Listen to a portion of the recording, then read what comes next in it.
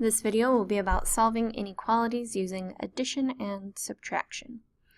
So when you solve an inequality, it will be similar to solving an equation. You're going to use opposite operations. So if we have x plus 3 greater than or equal to 5, or let's say we also have x minus 4 less than negative 10, you're going to use opposites of what's going on. So on this first one, you're adding 3 to each, or adding 3 to the x, so you need to do the opposite of subtracting 3. And when you subtract 3 from one side, you also have to subtract it from the other side.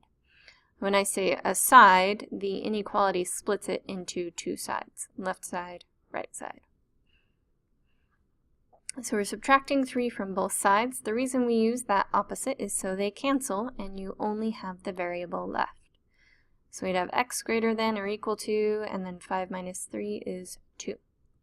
Over here, same idea. If you're minusing 4, we have to do the opposite of adding 4. So those cancel because they're opposites. Negative 10 plus 4 is negative 6. Also, with every inequality, you have to draw the graph.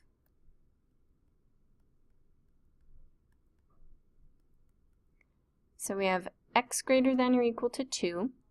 Since it's greater than or equal to, we use a closed dot because it has the line underneath. Since it's greater than, that means shade to the right. X less than negative 6, and then just mark the negative 6 only. We use an open circle because there is no line underneath, and less than means shade to the left. We can also apply this to decimals or fractions. So we have negative 2.1 less than m plus 3.7, or we have fractions 1/4 greater than x minus 2/4. So if we have our decimals, we still do the exact same thing. We have our variable m. We want to get rid of the 3.7. Since it's adding, we do the opposite and subtract 3.7 from both sides. That leaves just the m on the right side. Negative 2.1 minus 3.7 is negative 5.8. Now this one, before we can graph, the variable should be on the left side. So we're going to flip the m and the negative 5.8. Now the open part of the symbol was towards the m and the pointy part was towards the 5.8, so we have to also flip the inequality symbol. Now we're ready to graph.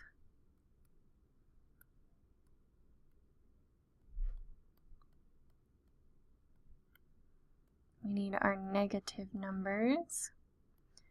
5.8 is not going to be exactly on the number line, so we just have to find approximately where it's at. Negative 5.8 is close to negative 6. So we have an open circle close to negative 6 and it's greater than, so we're shading to the right. We can also work with our fractions. We're subtracting 2.4, so we have to do the opposite and add 2.4. We always want to work with the number that's on the same side as the variable because we want to get rid of it and move it to the other side.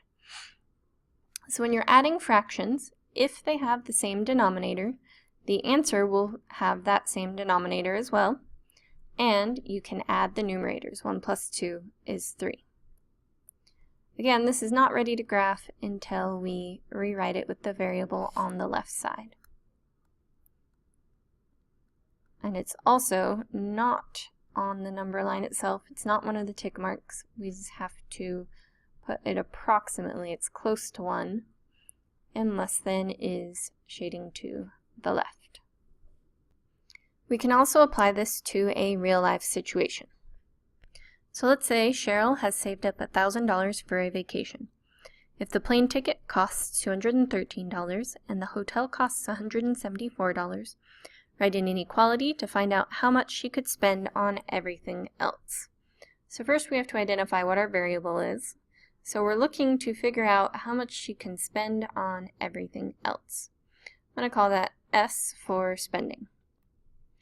So she has to spend $213 plus $174 plus everything else she wants to buy: food, transportation, souvenirs.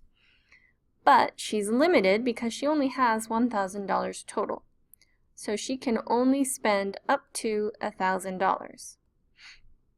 That means she can only spend less than or equal to $1,000. So now we want to solve this inequality for the variable. So when you have multiple numbers, you can add those together first. Multiple numbers on the same side. Both of those are on the left side of the equal sign. So you're going to combine them together. That makes 387. And now we can use our opposites. We are adding 387. So our opposite is to minus 387.